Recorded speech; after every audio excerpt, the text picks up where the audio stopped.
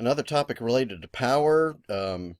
Lightning does terrible things to electronics, and I used to live at an apartment complex that was right on a lake. It was beautiful, but I went through three modems and two or three power supplies and a couple of other pieces of electronics in the apartment because lightning is attracted to large bodies of water, and yeah, it's a problem.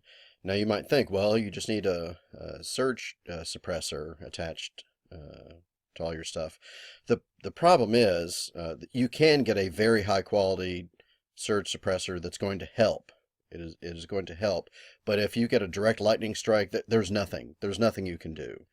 And if lightning hits your building, hopefully you've got the building grounded in such a way that it's not going to do explosive damage to the building. But there's not a lot you can do to stop the damaging effects of a huge power surge like that. So that's where you need to start thinking about redundancy. And what if my server room is offline for whatever reason?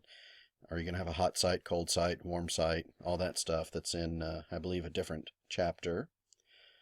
Um,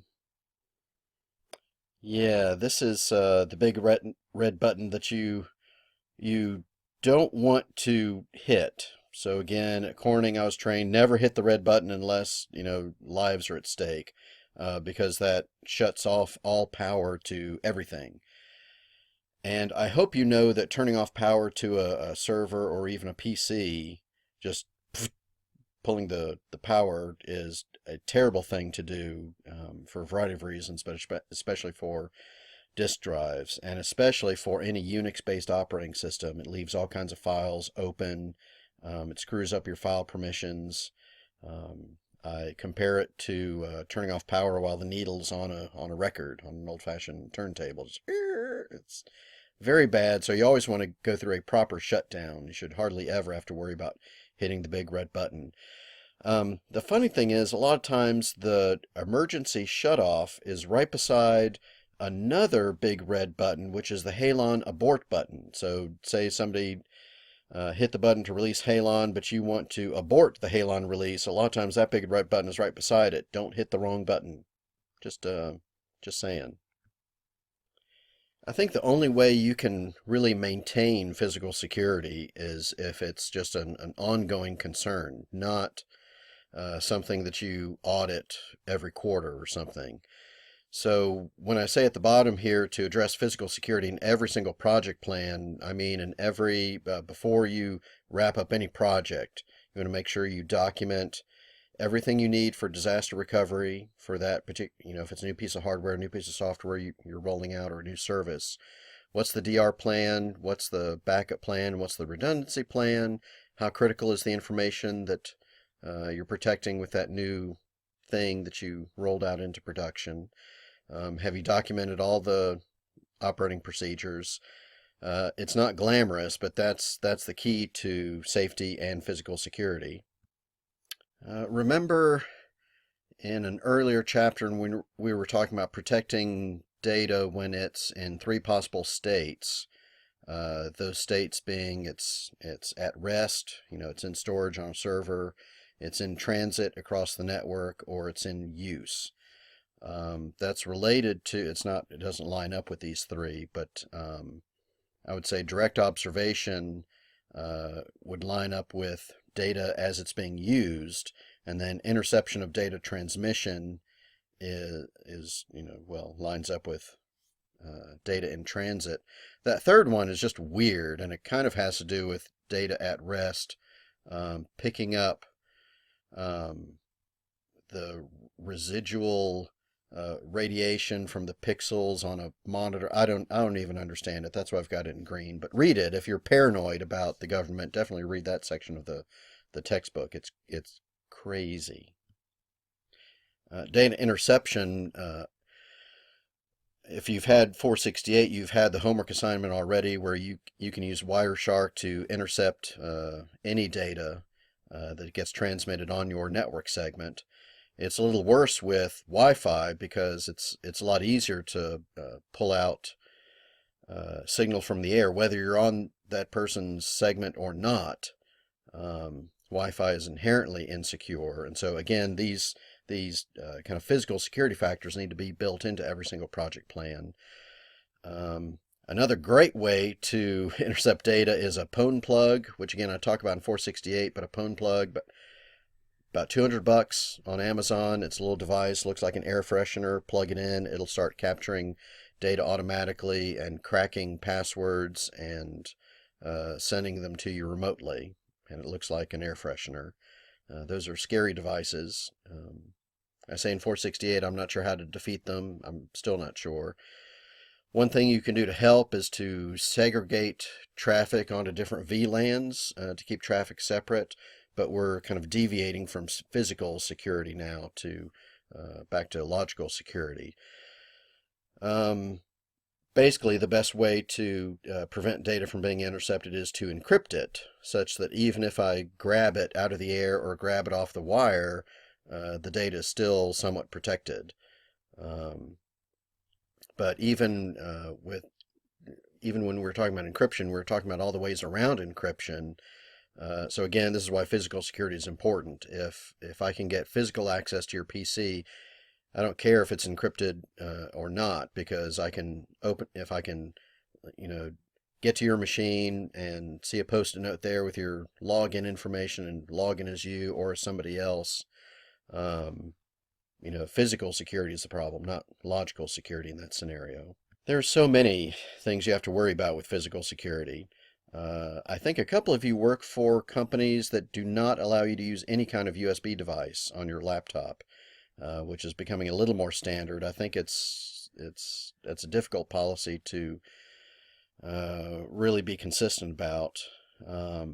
Storing your information in the cloud, again, is a physical issue because now it physically resides at somebody else's data center. What are their policies for physical security? Who has physical access to their data center?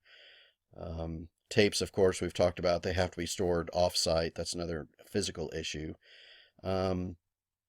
If somebody steals your laptop, and keep in mind airports are the number one place that this happens, you have a couple of problems. Even if you aren't stupid and have a post-it note on the screen with your username and password, if somebody steals your laptop, they can still do a lot of damage. One way around that is to have a power on password. So you have to go into your BIOS settings, like hit F1, F2, or delete something to go into setup when you boot up. You can give your laptop a power on password, and it won't even boot into the operating system without the power on password. That's helpful. It's easy to get around a power on password. How? Well, I just pull the hard drive out of that laptop, put it into another laptop that doesn't have a power on password, and boom, I've got access to the hard drive. You can protect against that, though, by setting up a hard drive password. Now, we're getting into an area where if you set up a hard drive password and you forget the password, the manufacturer can't help you, the help desk can't help you. This is why we tend not to tell users to use hard drive passwords, even though it would be good security to do so. Other things when you're traveling is certainly use a security cable. You'll notice every laptop has a little, not tab, but a kind of opening in the back where you can attach a security cable, and then you attach the other end to something that's not going to move, like the bed frame or something.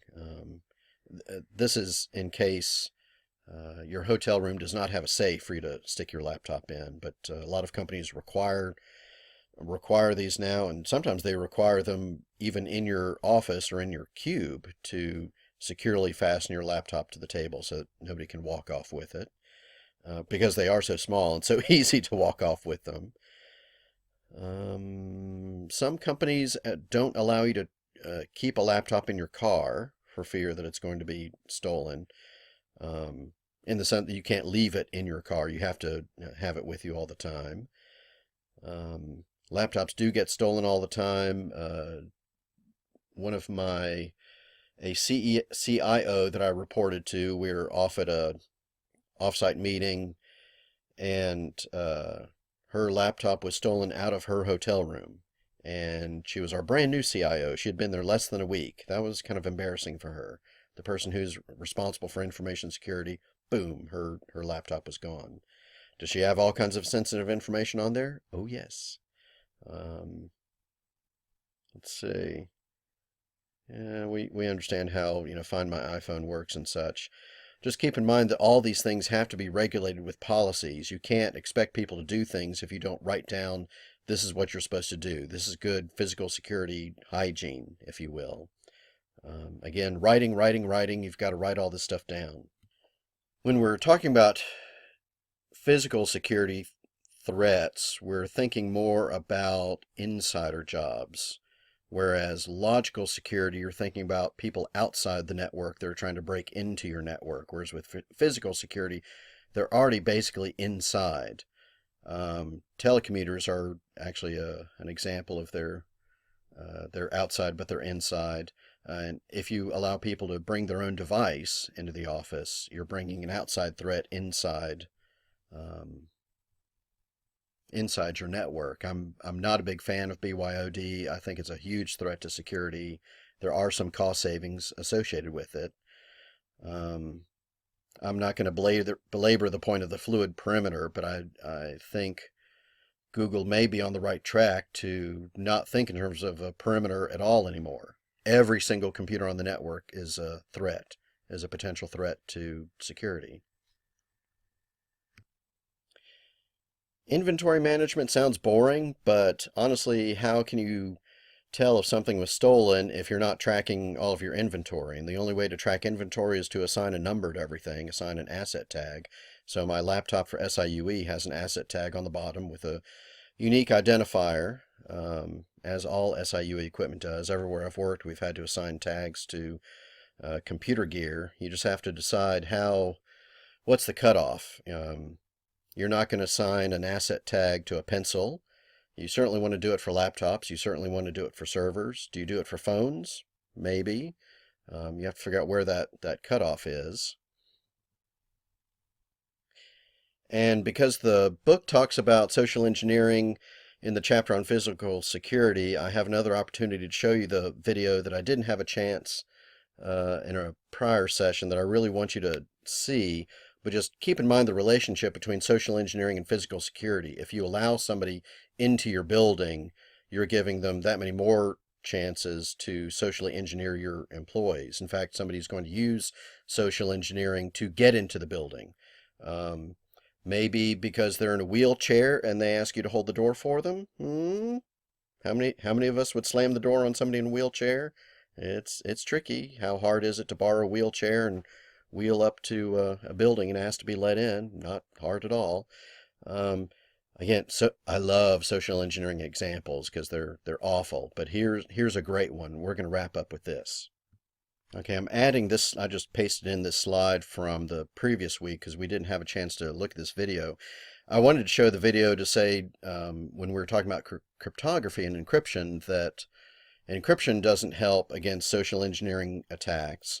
Similarly, physical security, if it's not implemented correctly, doesn't guard against social engineering attacks. That's why social engineering is so devastating. So this is one of my favorite ones. You may have seen this already, but it's magnificent. Hang on.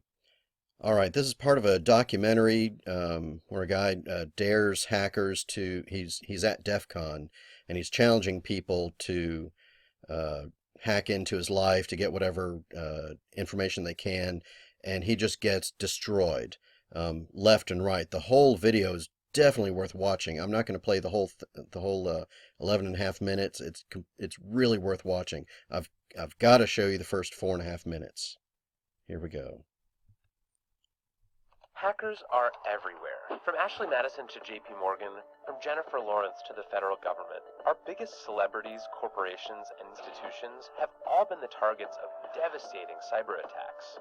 I wanted to see how bad a hack can get, so I invited a few of the world's best hackers to try to hack me and show me where my vulnerabilities are. And now I'm going to meet them in Las Vegas at DEF CON, the biggest hacker convention of the year, and see what they found. this might not have been the best idea.